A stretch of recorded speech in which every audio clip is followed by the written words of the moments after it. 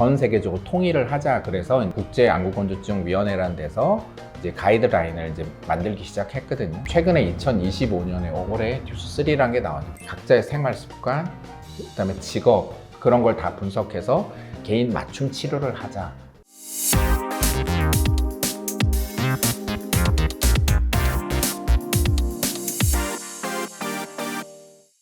안녕하세요. 잠실 삼성원과 원장 김병진. 저는 오늘 진행을 맡은 차정원입니다. 오늘 이제 김병진 선생님과 함께 조금은 이제 학술적인 이야기를 한번 다뤄보려고 해요. 최근에 이제 T-FORCE 듀스3라는 이제 안구건조증에 대한 국제 가이드라인이 발표가 되었는데요. 이 가이드라인에 보면은 안구건조증이 새롭게 정의가 되었고, 이제 치료 방안과 그다음에 관리를 어떻게 해야 되는지 알려주는 내용이 담겨 있어요. 우선은 이 보고서가 어떤 보고서인지 소개 부탁드립니다. 그 안구건조증이라는 게 이제 일반적으로 눈물이 마르는 거라고 생각하는데, 이제 최근에는 여러 가지 원인들이 복잡해서 이제 안구건조증이라는 증상으로 나온다고 그렇게 얘기를 하거든요. 근데 각 나라마다 안구건조증이 정의나 그런 게 조금씩 달랐고, 동양과 서양이 좀 달랐고, 안구건조증은 무엇이고 어떻게 진단을 하고 어떻게 치료하는 게 전 세계적으로 통일을 하자. 그래서 이제 이게 T-FORCE라는 국제안구건조증위원회라는 데서 이제 가이드라인을 이제 만들기 시작했거든요. 처음에 이제 2007년에 듀스1이라는 게 나왔는데, 여러 국가의 사람들이 모여서 안구건조증은 무엇이고 진단을 어떻게 하고 치료를 어떻게 할 것인지 그에 대해서 이제 회의를 거쳐서 제정을 했는데, 이때 안구건조증이 눈물 부족이 뿐만 아니라 안구 표면 염증 질환이란 걸 처음으로 정의를 내려서 저희도 처음 들었을 때 굉장히 쇼킹했던 그런 기억이 있거든요.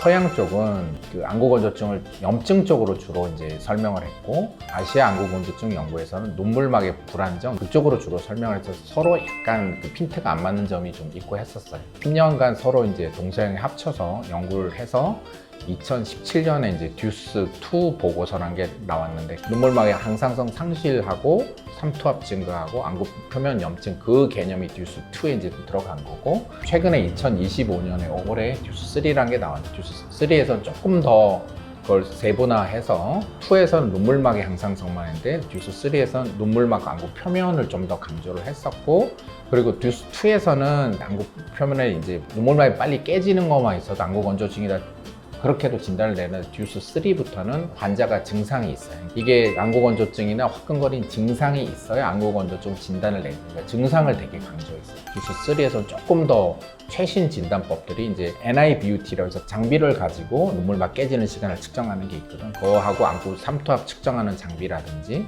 혹은 바이오마커에서 눈물막의 성분을 분석해서 거기 이제 mRNA 성분이 변하는 거, 그런 것들을 조금 더 분석해서 진단을 할 수 있다. 그런 개념을 넣고, 각자의 생활 습관, 그다음에 직업 그런 걸 다 분석해서 개인 맞춤 치료를 하자. 그런 개념으로 가는 게 이번에 듀스3라고 보면 되겠습니다. 안구 건조증에 대한 정의가 조금 바뀌었어요. 옛날에는 이제 눈물이 부족한 병 이렇게 진단을 했었는데, 여기 새로운 가이드라인에 따르면 이제 눈에 불편한 증상을 주는 굉장히 복합적인 맞습니다. 질환이다, 이렇게 맞습니다. 정의가 내려졌습니다.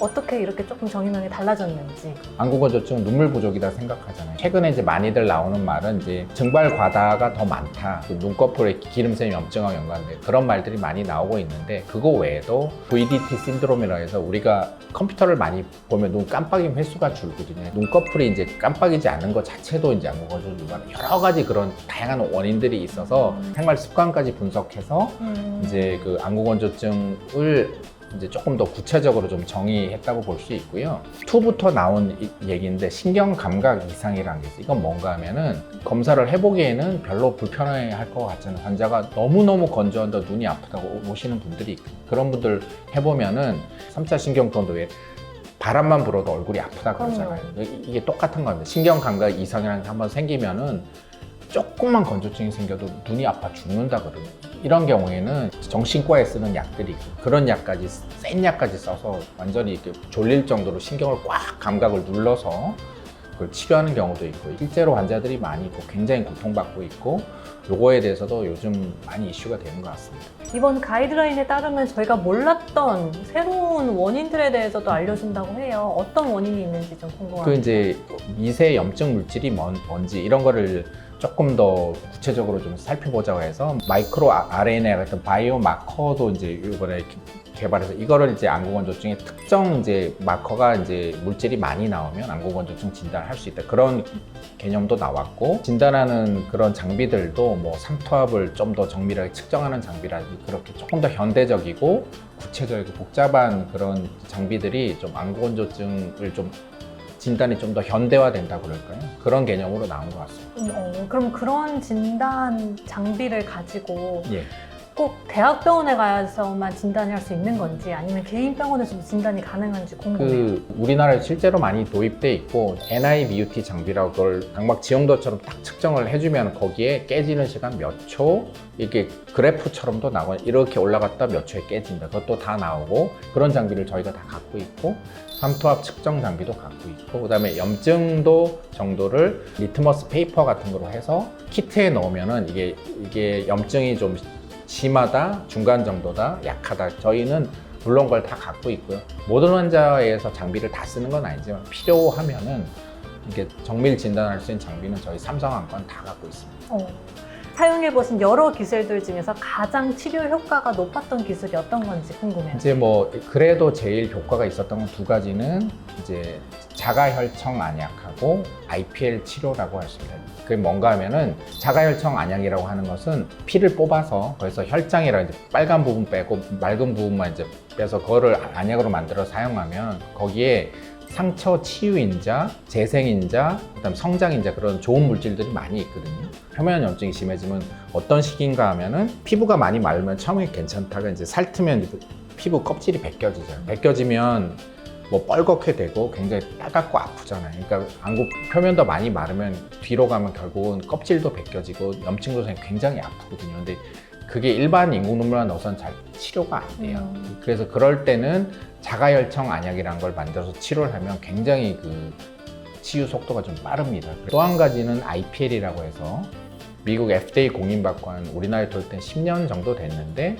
저희는 이제 우리나라에 도입된 초기부터 제가 관심이 있어서 이제 구매를 해서 사용하고 있고요. 케이스는 한 3만 케이스 정도 했기 때문에 3만 개. 개인 병원에서는 저희가 아마 감히 말하건대 우리나라에서 톱 정도로 케이스가 많지 않을까 생각하고 눈물을 골고루 펴주고 증발받는 기름층이 있거든요. 끈적끈적한 기름이 나오면 충혈도 되고 껄거리고 굉장히 불편한데 IPL도 치료를 잘 하면은 그 기름 순환을 좀 굳은 걸 풀어주고 염증도 줄이고 기름 순환을 좋게 하는 장비인데 IPL이 써보면 그런 거에는 제일 효과적이거든요. 그래서 근데 이런 치료를 잘 받는 것도 중요한데 생활 습관도 굉장히 중요한 것 같아요. 생활 습관 매우 중요하죠. 네. 컴퓨터나 스마트폰 많이 보면 이게 집중을 하면 눈 깜빡이면 횟수가 줄거든요. 예를 들면 1분에 한 20번 정도 깜빡여야 되는데 집중을 하고 계속 보면은 한 10번 정도밖에 안 깜빡이고 거기서 나오는 라이트들도 있기 때문에 눈이 굉장히 빨리 마르고 피곤해요. 눈을 자주 깜빡여야 이 눈물을 골고루 이 안구 표면에 도포를 할 수가 있거든요. 우리가 이제 20이 좀 힘들면은 뭐 30을 하든지 어쨌든 제일 쉬운 거는 이제 한참 작업을 하다가 눈이 너무 마르고 피곤한 먼 데를 좀 바라보고 눈을 한 10번 이상 좀 깜빡여주고 정 불편하면 인공눈물 한 번 넣어주고 그 정도라도 해주면은 그래도 안구건조증도 덜 생기고 눈 건강을 좀 지킬 수 있지 않을까 생각합니다. 초록색을 바라보는 건 도움이 될까요? 초록색은 왜 이제 편안한가 하면 파장이 길게 눈 뒤까지 들어가기 때문에 눈을 더 편안하게 느껴요. 그러니까 우리 빨간색이나 그런 색은 좀 더 피곤하다고 느끼고 저희 시청자분들께 이 가이드라인 중에서 꼭 반드시 알아야 되는 내용만 추려가지고 마지막으로 전달해 주세요.